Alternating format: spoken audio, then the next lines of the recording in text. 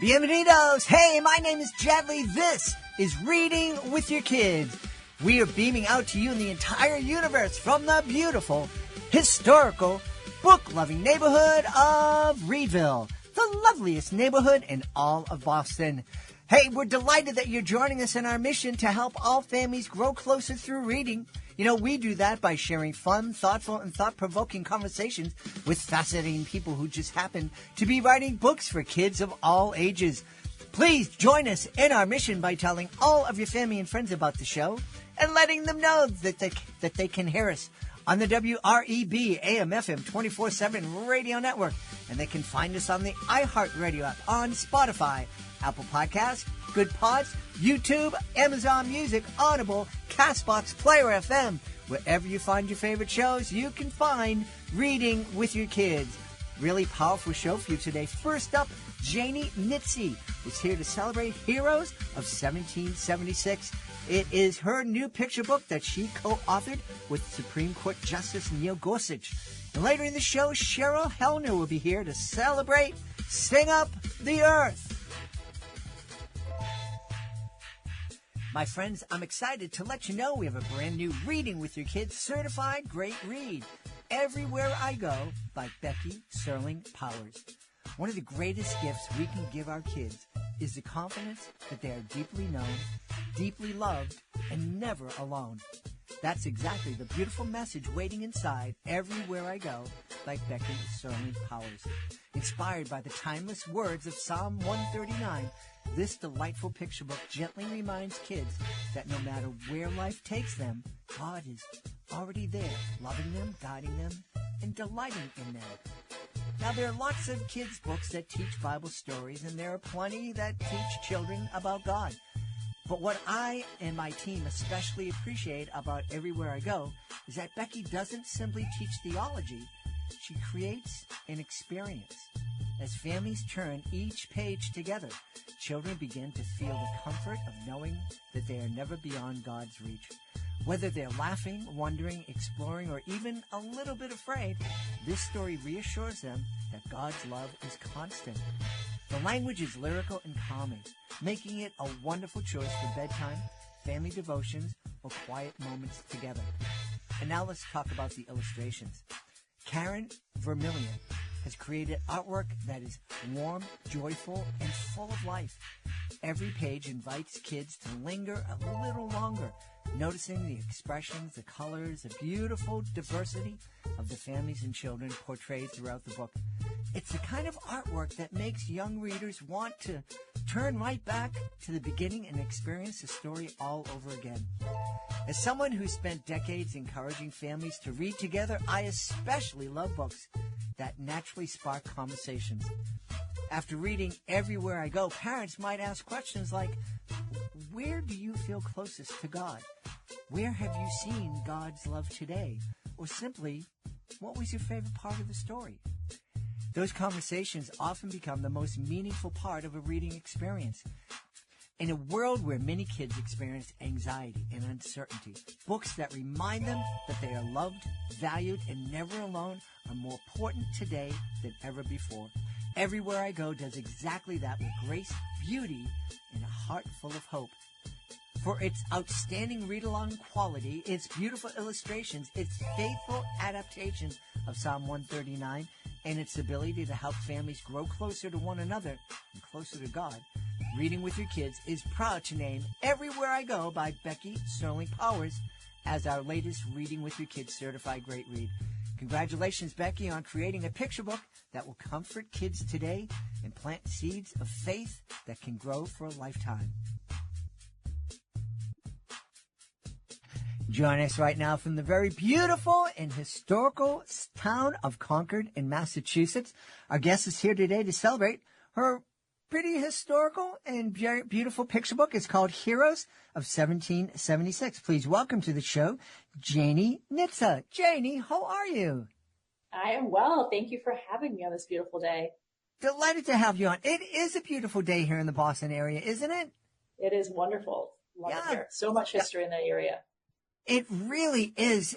Concord is the home where so many things in the Revolutionary War happened. Here, I was telling Janie beforehand, here in Reedville, we are the home of the Massachusetts 54th, the first all-black Army regiment to fight in the Civil War.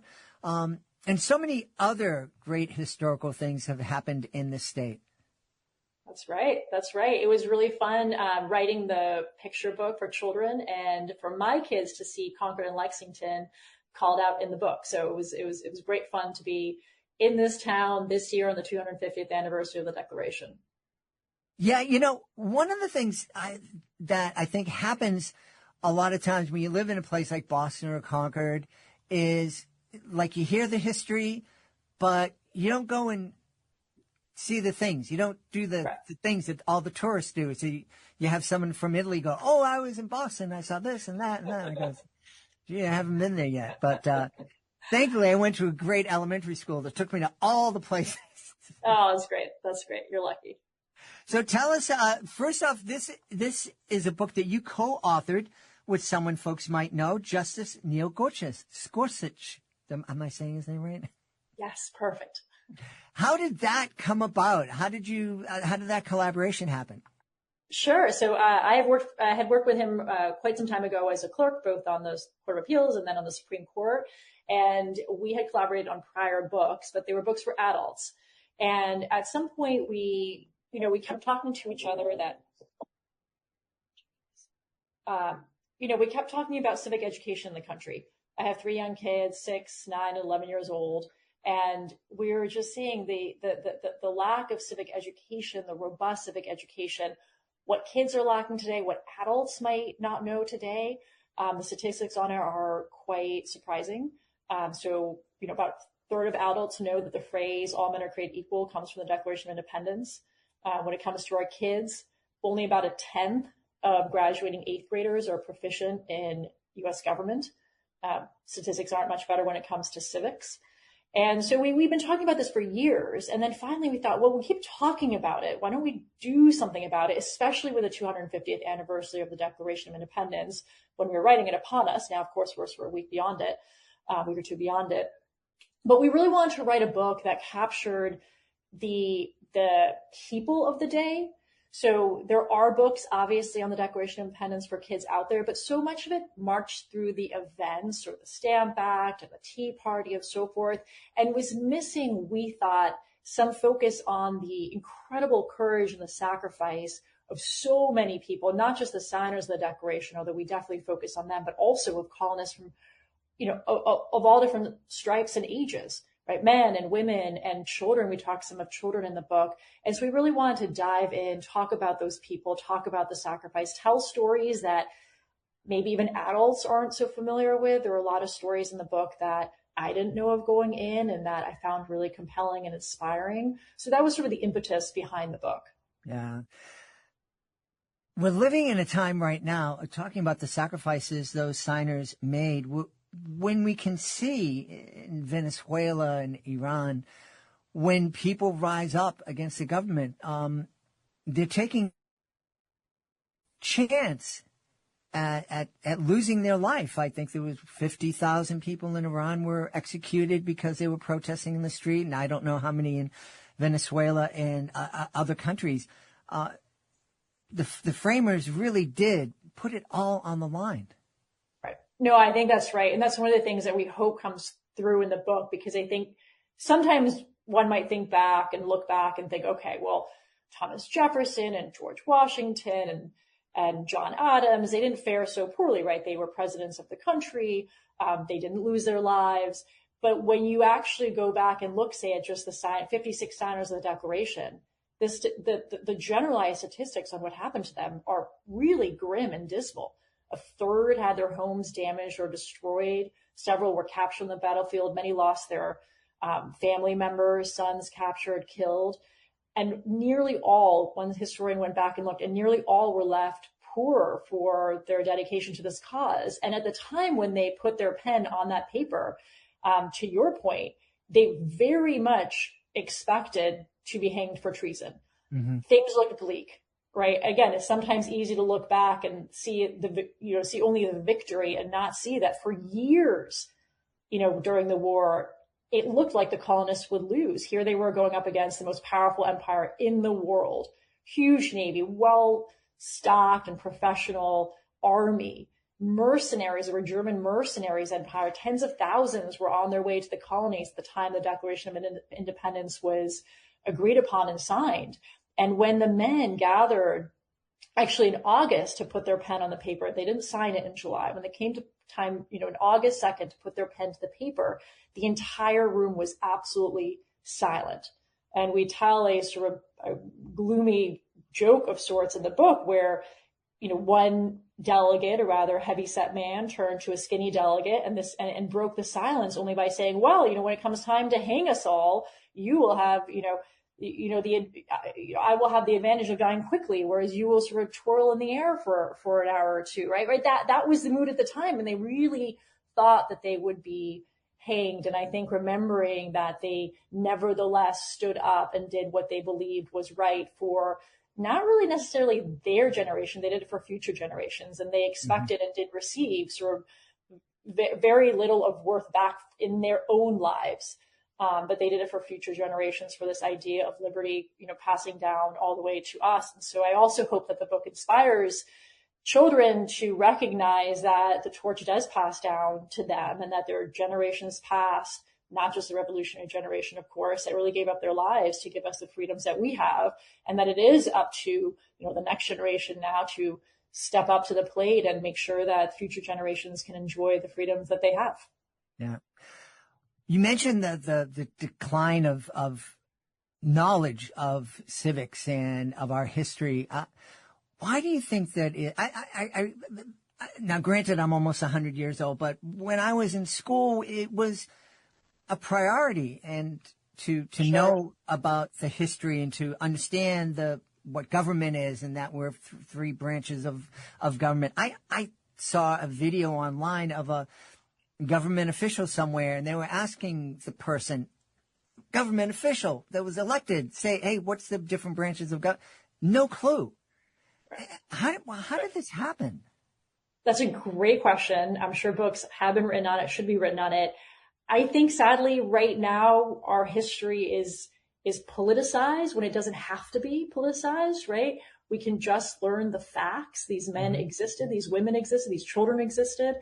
And I do wish that we could return to a moment where we can be proud of our history, recognizing that no nation is perfect, recognizing that it is always a struggle to get to the promises that our founders laid down for us, but not lose sight, nevertheless, that our nation is a miracle, that our nation has inspired freedom movements around the world, right? There are, at the time of our declaration, no nation on earth promised, as a ideal equality for all people.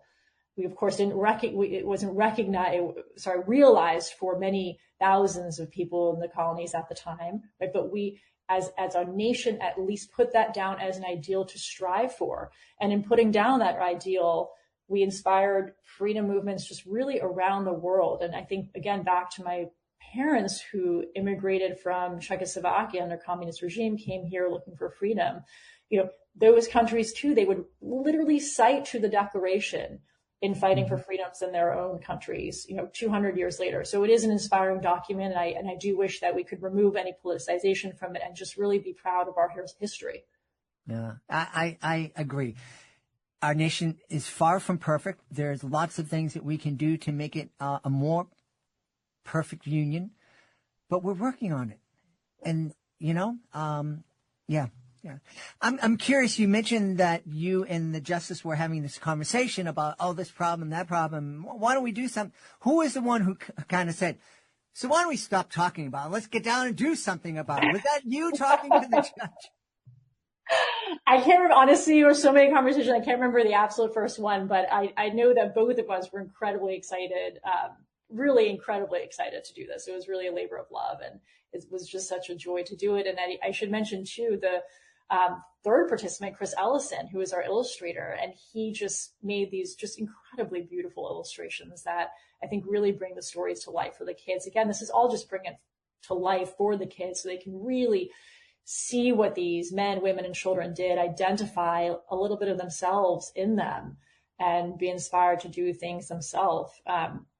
There's one of my favorite illustrations, actually my kid's favorite illustration, of Emily Geiger. She was an 18-year-old woman who volunteered, young woman who volunteered to carry a message between two Patriot generals through enemy-controlled territory. And she was caught, and in sort of the hassle of being sort of caught and interrogated, she took the message, paper that was written on, memorized it, swallowed it, eventually was released and wrote on. It was just incredibly stories of courage. Richard Lloyd Jones was 10 years old and he volunteered for the Continental Army. He stayed in the Army for 3 years, suffering all the deprivations that the Army suffered at the time. Little clothes, shoes, almost nothing to eat. The fears of being shot at, all of that at 10 years old. He served for 3 years, was released 3 years later, 150 miles from home, and walked home alone. Right. And it's okay. Well, if a 10-year-old back then can do it, they're no different than us, right? What can a 10-year-old, 11-year-old, 9-year-old? I hope that they see those stories and think, okay, well, what can I do? Right. What can I do myself? Yeah. Yeah. And we're living in a time right now where, I saw a story a couple of years back where an 8 or 9-year-old was walking to school by themselves down in, I think it was Maryland. And a police officer stopped the child and said, "Where's your mother?" and wanted to bring the parents up on charges because they let the kid walk to school. Right. No, and here we have the 10-year-old joining an army. Yeah. Yeah. Well, I love that story. Obviously, we don't want our 10-year-olds to go off and fight in a war or join the military at 10. However, as you said, there are a lot of things that 10-year-olds can do. Get involved and to help make the country a better place. What are some of the things that you talk with your kids about when it comes to the Declaration? That's a great question. First and foremost, I really think it starts with learning, right? Learning about our history, learning about our heritage. This book, other books, hopefully this inspires kids to learn more of the revolutionary generation, learn more of other generations, again, that sacrificed so much for us. So foremost, I would just say read, learn. Parents, I hope they read to their kids, tell them their stories. And then within their communities, I think that there's so many opportunities for kids to get involved. They can either join a debate club in school, start a debate club, join a great books program, start a great books program, see if they can volunteer in groups or interests that they're interested in within their communities, veterans organizations, an elderly home. It doesn't have to be some incredibly grand, joining the army. Yeah, I agree with you. I don't want my 10-year-old joining the army, right? But there's so much in our community that they can participate in and learn about. So I would just say start small. And then for parents, I would encourage parents, again, to read to their kids, to provide them with great books. I think sometimes we're in a moment where parents might say, okay, well, I'm just so happy my kid is reading anything, right? And I would almost push back on that a little bit. Yes, but there's also a difference between a great book and, a not so great comic book, right? There is a difference between the two, and offer these great books to your kids and talk to your schools, encourage them to really lean into history, encourage them, again, the debate clubs, student government, all these sorts of ways where kids can learn to debate and disagree while being agreeable, because that's a skill that is incredibly important in life and seems to be a little bit lost even among adults nowadays. A little bit lost? Or a lot, yeah. A little bit lost? That's like saying, now you might be able to find a Dunkin' Donuts in Massachusetts. It's like, fair enough. Oh boy. It's, you were citing the statistics. I think you said 10% of grown-ups don't know, only 10% know this history. I'm guessing that most citizens who were born here wouldn't be able to pass the citizenship test that immigrants have to pass to become U.S. citizens. That's right. I actually think the statistics on that is only 60% Americans would be able to pass the citizenship test. Wow. Given to new immigrants, and it's not that hard of a test. It's not. Yeah. I've just challenged myself. I've taken it because I want to make sure I could pass it. And I did. I didn't get 100, but I did. Tell me, you mentioned, and kudos to you for giving a shout out to your illustrator. Was it after writing all those books for adults and the briefs and all the legal things that you've written over the years, was it difficult, A, writing for children, and B, leaving room for the illustrator to tell part of the story? I do think it was very difficult to, as with any book, to be honest, adult or kids, to cut, right? There's so many incredible stories out there, so much we want to tell. And so really cutting down, making sure to leave room for these beautiful illustrations was certainly a challenge. And then when it came to the writing of it, both the Justice and I felt strongly that we didn't want to talk down to kids. I think kids can do so much more than we give them credit for. Understand so much more complex vocabulary and sentences than we give them credit for. And so there we tried not, yes, we were mindful that it was a children's audience, but we weren't taking sort of adult language and dumbing it down, so to speak. And so we were certainly conscious of it, but that was fun to do, I would say. But cutting it is always a little bit hard. But the illustrator, I mean, again, he's just so incredible. And so it was easy to want to leave room for him. I think one thing sometimes we forget is that picture books are created to be read with an adult. Yep. So they can handle a word that they might not understand because they can just turn and say, what does that mean? Right. And that's how they learn. No, absolutely. Absolutely. And we also wanted, I think it was C.S. Lewis who once said that sort of a children's book is only good if the adult is interested as well. And so we did want to, again, sprinkle some stories that I hazard to guess that many adults don't know either throughout there. And some stories that really are just so inspiring. Again, there was I didn't know that a woman's name appeared on the first printed version of the Declaration with all the names of the signers. And it's a woman named Mary Catherine Goddard, and she was a printer in Baltimore. The Second Continental Congress had fled to Baltimore by January of 1777 because British had taken over Philadelphia. And it decided only then, 6 months after the Declaration of Independence was adopted, only then to publicly release the names of all the signers. And they turned to a woman, Mary Goddard, who ran a printing business. But to date, she had only signed her name M.K., using her initials, M.K. Goddard, on all of her newspapers and et cetera, perhaps shielding her identity, the fact that she was a woman. And on the Declaration, for the first time known to historians, she wrote printed by Mary Catherine Goddard, exposing herself to all the risks that the signers of the Declaration expose themselves to. And it's just an incredible story. So we put that in there and hope that adults can learn something too. Yeah. I imagine for an adult out there that's listening to this, realizing that, I don't know a lot about American history. I should, learn some more. It would be a lot easier picking up Heroes of 1776 than it would be to pick up like some college tome on American history. I hope we do a good job of condensing down all the relevant points and making a fun time of it as too.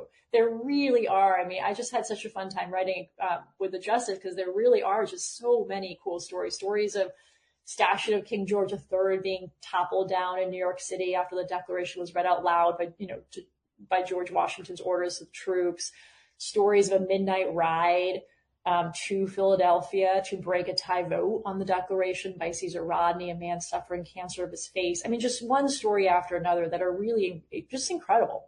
Mm-hmm. Mm-hmm. Yeah. Tell me the writing process. We've had a chance to talk to the co-author, the woman who worked with Henry Winkler, creating his Hang Zipper series. She also helped Goldie Hawn create her series. What's it like working with the Justice, co-writing with the Justice? Was he involved like Henry Winkler? Every word he had to debate over? Yeah. Okay. Oh, yeah. He's brilliant and incredibly hard worker. And definitely it was just great fun to work with. I mean, it was just so many, back and forth until we were both really satisfied with every single word in there. A lot of drafts back and forth. Excellent. This is definitely not a ghostwriting situation by any stretch of the imagination. You didn't bang the gavel at all and say, that's enough. Thankfully not. And tell me, what's it like working in the Supreme Court? Oh, it's just really probably one of the best jobs a lawyer can have. And so we always joke as a clerk there that, it's all downhill from here. It's, the Supreme Court is largely untouched. I mean, for 100 years or so, you go to Congress and Congress has grown and there's layers and layers and layers in each, office. And in the Supreme Court, it's a justice and 4 clerks and an assistant or 2. And that's it in these chambers. And so we all feel just incredibly lucky and grateful to be doing, whatever small part we can to be ensuring that the rule of law continues. And I think that, people on the outside sometimes look and read the media and think, oh, okay, it's just these 5-4 decisions, contentious, et cetera. It's not like that at all. The number of 5-4 decisions going the way that people think, align politically is a minute, tiny fraction, largely consistent over decades and decades and decades. And it's a fairly just friendly building. And it was just great fun. Wonderful. I'm happy to hear that. And I was very much aware of the fact that most of the decisions are not 5-4, that there are a lot more unanimous decisions or, 8-1 or something like that. Yeah. What would you say to the person that's out here that maybe hung in that long, who's like, the United States is horrible. This is a terrible place and there's injustice and we have to turn everything upside down. And I hear that some people want to eliminate the Senate and the Supreme Court. And what would you say to those folks? I would go back to words that Calvin Coolidge, I think, said on the 150th anniversary of the Declaration. He said, the founders wrote a perfect declaration, perfect ideals to aspire to. And the Constitution was our attempt to implement those ideals via, say, the separation of powers, right? We have a separation of powers. The powers are separated in order to protect liberties. And so before you tear everything down, maybe understand why it exists in the first place. Because those ideals in the Declaration, they are perfect ideals. To deny them would be going backwards, not forwards, right? And the separation of powers, that is something that took 2,000 years to perfect, and it exists for a reason. Mm-hmm. And so before, again, ripping it apart, understand why it's there to begin with. And I fear sometimes that it's just so easy to burn things to the ground, but you might not know why it exists. So understand it before you burn it to the ground. It's not to say that change is not merited ever, but do your due diligence first. Yeah. One of the members of my team suggested that I ask authors at the end of our conversations, what would you like a child to hear at the very end of the day as they're going off to sleep from an adult that they love? Oh, I think just, I love you and you're great. And just words of affirmation. I think that's what kids at the end of the day, they just want to know that they're seen, loved, and cared for by the adults. That's all I have on that. Tell us where we can go to find out more about Heroes of 1776 and find out more about you. Oh, well, it's certainly for sale in bookstores and online, Amazon and HarperCollins. And, yes, it's all out there. So I hope people pick up a copy. I think they will, they'll enjoy it in the illustrations. Yeah. And I certainly hope that, you go to your local library and ask them to put the book on the shelves. I think it would be a great resource for every community. We've had a great time speaking to the co-author of Heroes of 1776. Our guest has been Janie Nitze. Janie, thanks so much for being with us. Thank you for having me. Hey, my friends, I want to tell you about a coffee company I recently discovered that really lines up with the values we talk about right here at Reading with Your Kids. It's called a Frera Coffee Company, and they're doing things the right way. The coffee is sourced directly from certified Rainforest Alliance farms in Central and South America, with a big focus on farms in El Salvador. I love El Salvador. They work directly with local farmers, support sustainable farming practices, and even use recyclable and combustible packaging. Now, all of that would already make me feel good about supporting them, but honestly, the coffee itself, it's fantastic. You can really taste the quality. The beans are grown in rich volcanic soil and carefully roasted so the flavor really comes through smooth, rich, and super aromatic. Now, whether you're somebody who loves a strong espresso to get moving in the morning, or you prefer a lighter roast while reading a good book, Afrera has something you're going to enjoy. And this is kind of beautiful. 5% of all their sales goes to charities helping conserve and preserve the great outdoors. So if you'd like to try coffee that tastes amazing and supports good people doing good work, head on over to afreracoffee.com. That's AFUERA coffee.com and use the promo code READ to get an exclusive 15% off your order.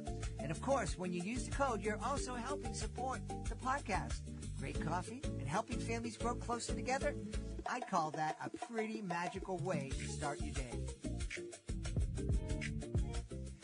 You know, one of my favorite family memories growing up, and honestly still today, is gathering around the grill in the summertime. Good food, kids running around, laughing, maybe somebody reading on a picnic blanket while dinner cooks. There's just something magical about it. And speaking of cookouts, I want to tell you about a company our family has been enjoying called Big Fork Brands. Now, friends, this is not ordinary cookout food. Big Fork makes incredible bacon sausage, craft jerky, meat sticks, and those amazing Chicago-style sauces that instantly level up burgers, hot dogs, fries, all your cookout favorites. Their bacon sausage is kind of legendary.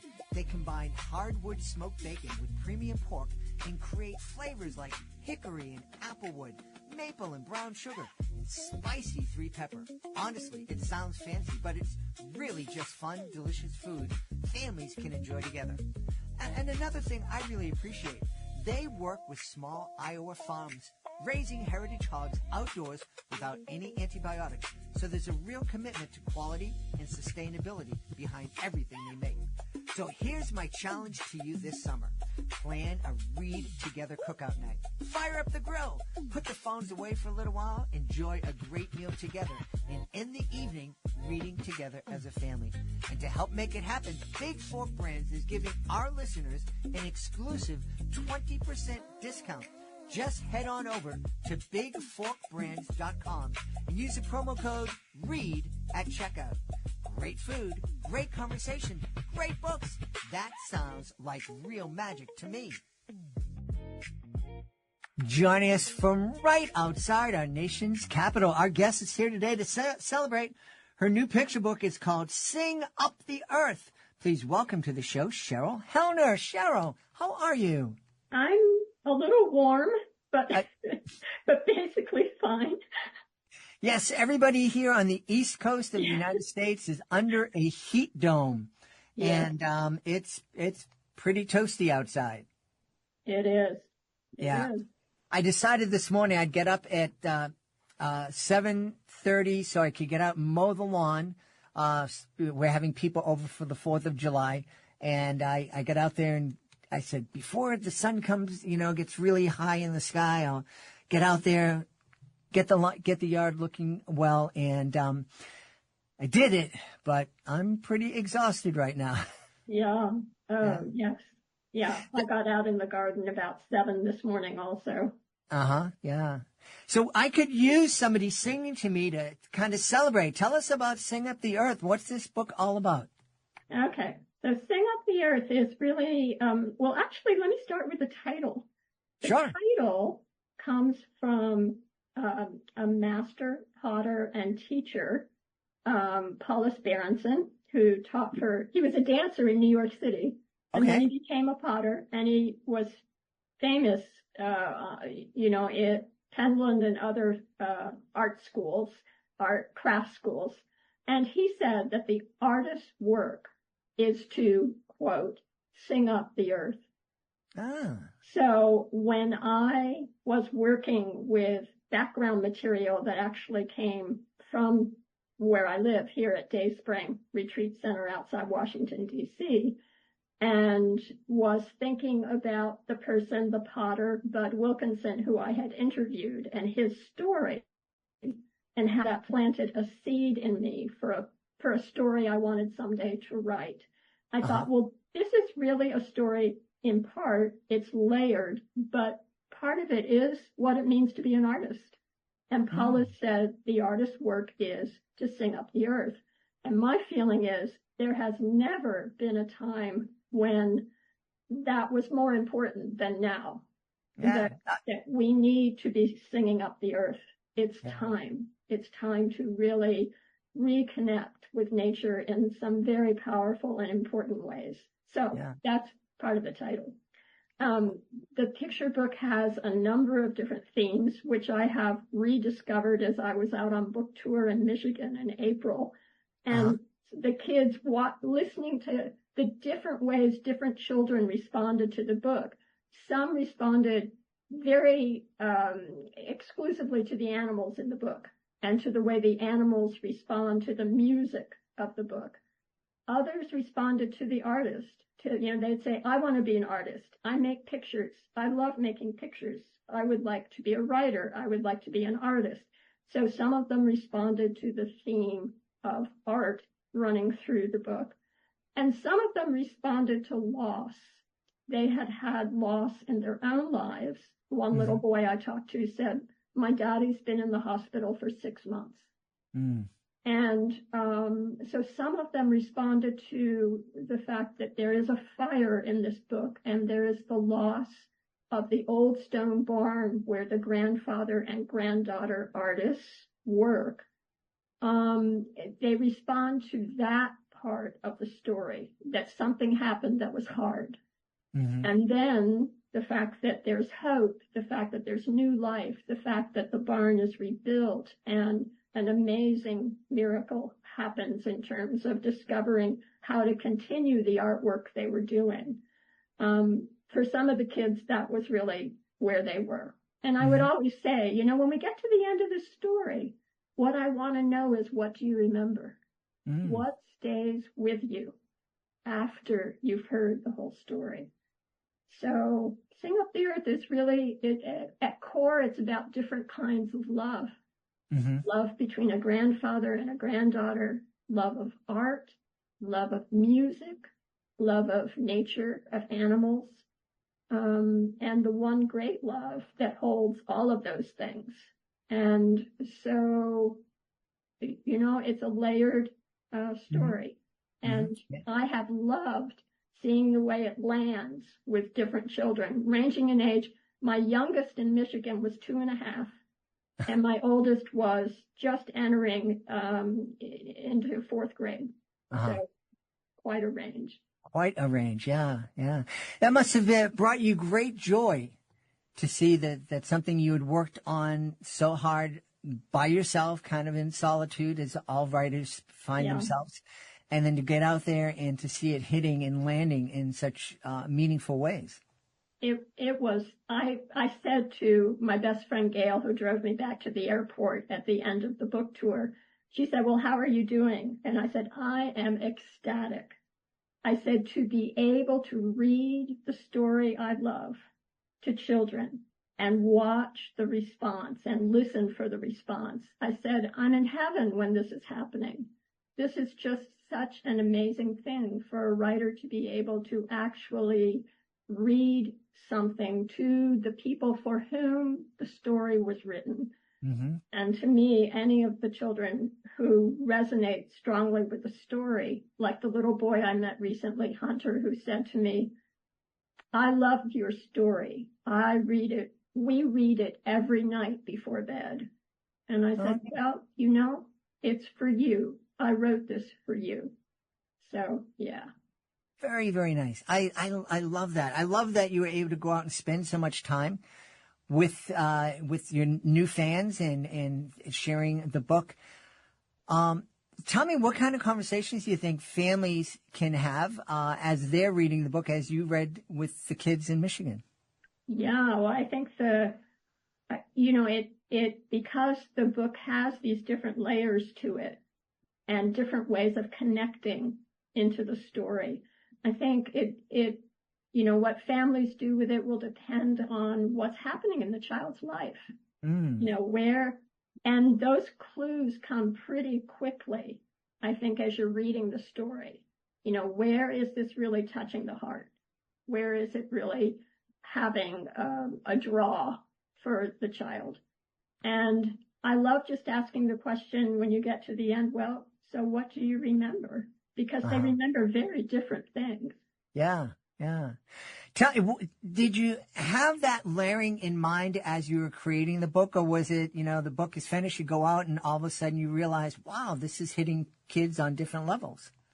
Yeah, well, I think the surprise of watching it hit at different levels was an affirmation of something I had hoped for from the beginning, which is I am absolutely smitten with picture books. Ever since I was an early Head Start teacher in my 20s, I have loved picture books. And so I wanted to do this work. I wanted to learn the form. I wanted to understand what is it about the picture books that particularly draw me. And the answer to that is the ones that are layered and actually have different possible ways of entering the story in terms of its meaning. Sometimes somebody will say to me, well, what's the message of the book? Well, there is not a single message. There are streams of meaning that run braid like the different parts of a river that come together in the story. Mm-hmm. But they are levels of meaning. And I now have had reviews with people who are using it on retreat. They're using it with adults. Uh-huh. So that was really my hope. And I am just so happy that I'm watching that actually happen. Yeah.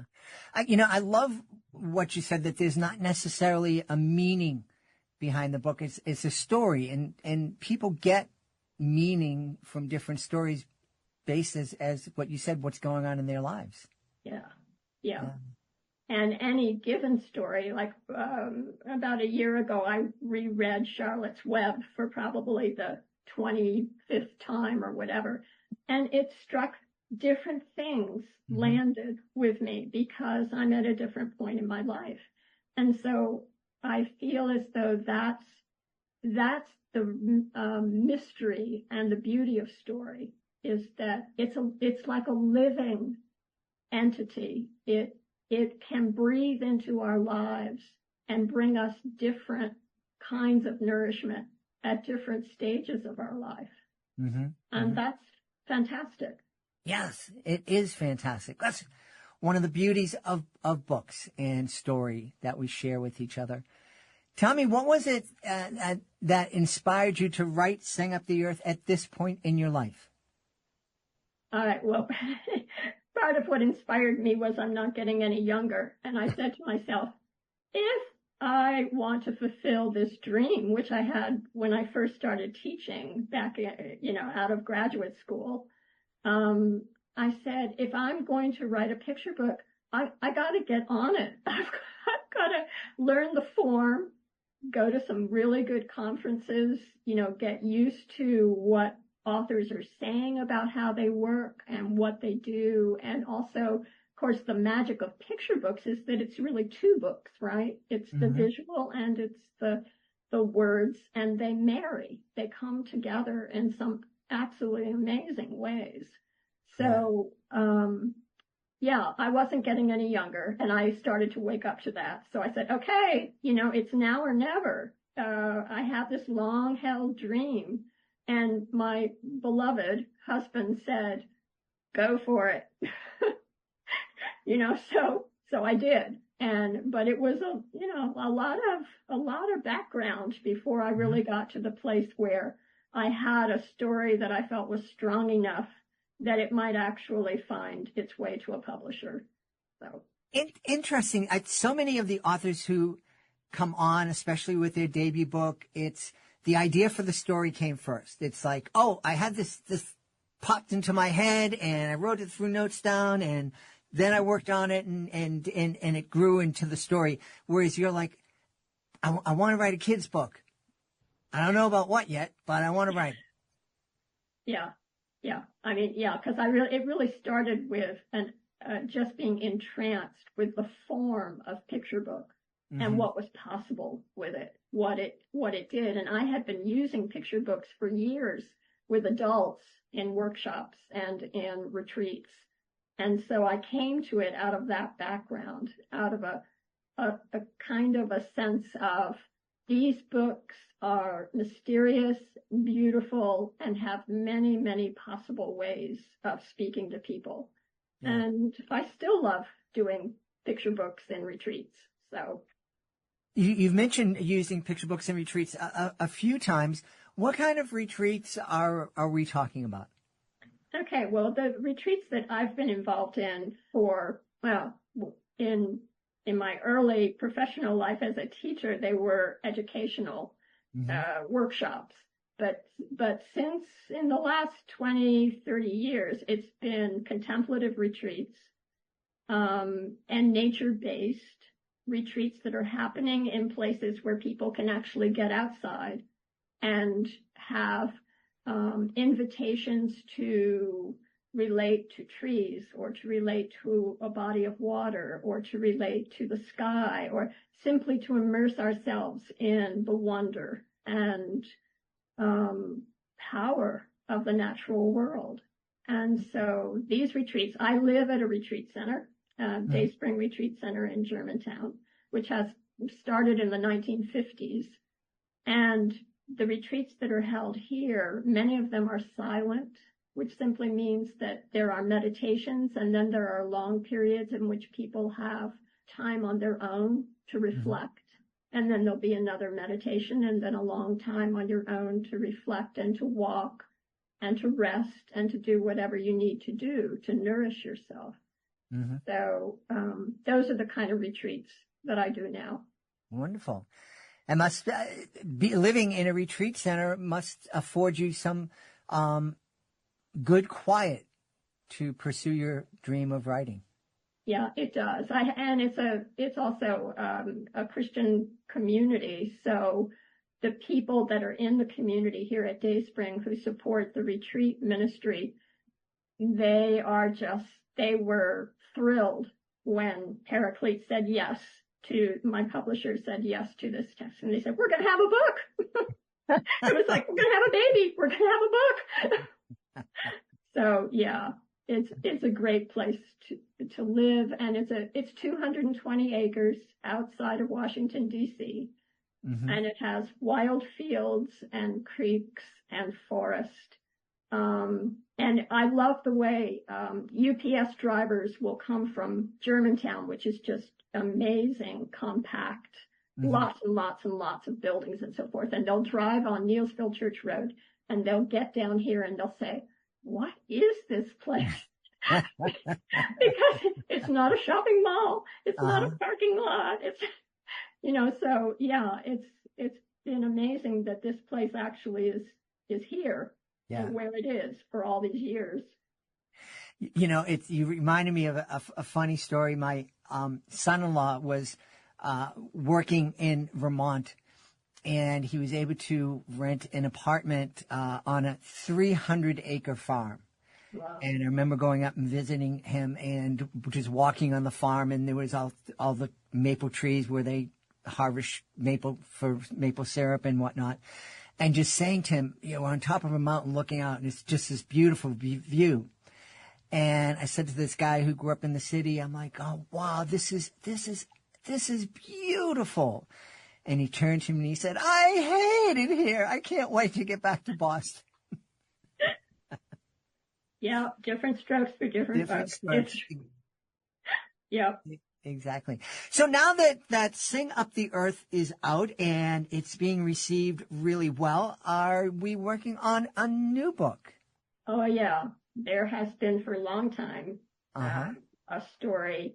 My husband and I take a wilderness pilgrimage every year for about 3 weeks on the north shore of Lake Superior in Canada. And we've been canoeing and backpacking and doing that, that's our rhythm. Every year we disappear for 3 weeks and we're in the wild. And there is a story that I wrote back the first draft a couple of years ago. Now I know more than I did then about how picture books are actually put together. And so the story needs to be rewritten top to bottom, but the seed has always been there of a young girl's first experience of a wilderness trip. Wow. Great. So, yeah. Great. You were mentioning that, when we pick up a picture book, we're actually reading the story from two kind of different points of view, from the illustrator and also from the author. Was it difficult for you to learn how to leave room for the illustrator to tell her part of the story? No, actually, because I had, in my past, I had been created a journal of faith and the arts with my best friend, a fellow writer in the 1980s. So we were used to working with graphic artists, and we were very used to the interplay between word and image. That's really what we loved about doing that work. So I was sort of primed for it. And there was a wonderful article years ago in the New York Times that said, the very best picture books are the ones that have the greatest tension between the image and the word, so that there is this, both this bond and communion, but also not a point by point. So you look at the text, and then you look at the picture and you say, well, there are all these things in the picture that aren't in those words. And that's absolutely right. Mm-hmm. So when Mercedes, too, took on the task of illustrating Sing Up the Earth, I was thrilled with what I began to see as the proofs came in, the earliest concept drawings. And I thought, you go for it. It's like, I wanted her to have the greatest possible freedom. Mm-hmm. to have the book actually come into being through her heart and through her life. And that's what I think happened. Yeah. Wonderful. Wonderful. I'm very excited for you, and I wish you great success with the book. Are you planning on going out on another tour? Oh, I hope, yes. We're planning another one in the spring, probably back in Michigan, because now we have people who are saying to people who we didn't see the first time around, you should do this book. So it may be back there. I'd like to do something in Massachusetts. I have, my daughter's husband is a very devoted public school teacher in, Beverly, Massachusetts. So I've got kind of my, feelers out about, could I piece something together here that would include Chris's school, but other schools as well. So awesome. Yeah. Well, let's tell everybody where they can go to find out more about Sing Up the Earth and find out more about Cheryl Hellner. Yeah. So the website is CherylHellner.com. Pretty and straightforward. On the website are all kinds of resources and reflections about picture book art, and a little bit of my own story. So yeah, and a contact page so I can hear from you. Awesome. We've had a really wonderful time speaking to the author of Sing Up the Earth. It is a new picture book from our guest, Cheryl Hellner. Hey, Cheryl, thanks so much for being on Reading with Your Kids. Thank you. It was great. That's a wrap for this episode of Reading with Your Kids. If this episode made you smile or gave you something to think about, please consider sharing a link to the show with someone you love. Leave a 5-star review and, of course, subscribe to the show wherever you find your favorite shows. I want to thank the folks who made today's show so wonderful, starting with our guest, Janie Nitze. Please be sure to check out Heroes of 1776. Also want to thank Cheryl Hellner. Please be sure to help Sing Up the Earth with her new picture book. I want to thank my incredible team, Daylene Rose, Advina Lopez, Chris Doherty. I want to thank my beautiful wife for all the love and support she gives me. Most of all, we want to thank you. Thank you for taking the time to join us today. And as always, thank you so very much for taking the time to make the world a better, more empathetic, more caring place. And thanks for taking the time to give your kids a chance to grow up to be happy and successful. And you do that every single time you read with your kids. I'll be looking for you in the next episode of Reading with Your Kids.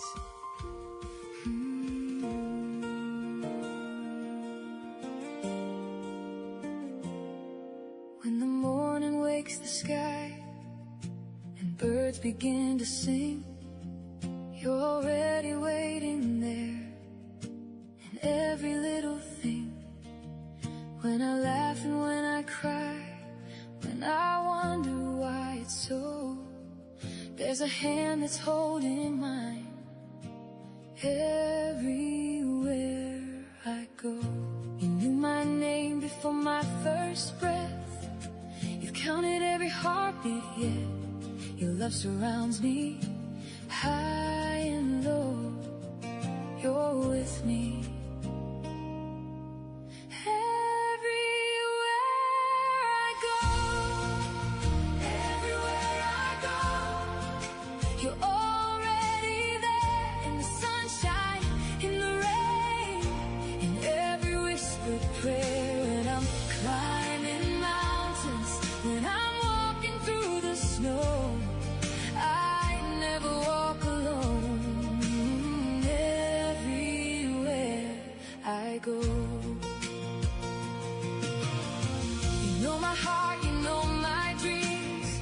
Closer than the air I breathe. Forever I will always know you love me everywhere I go. When the nighttime fills the sky with stars too bright to count, I remember all your promises and every blessing found. If I'm frightened, if I'm brave, if I'm fast or moving slow, your love never changes. Everywhere I go, you were there before tomorrow. You were there before today. You were there before I opened up my eyes. Oh, you were there before my first laugh. You'll be there when I grow. Your love is writing every page of the story that you know.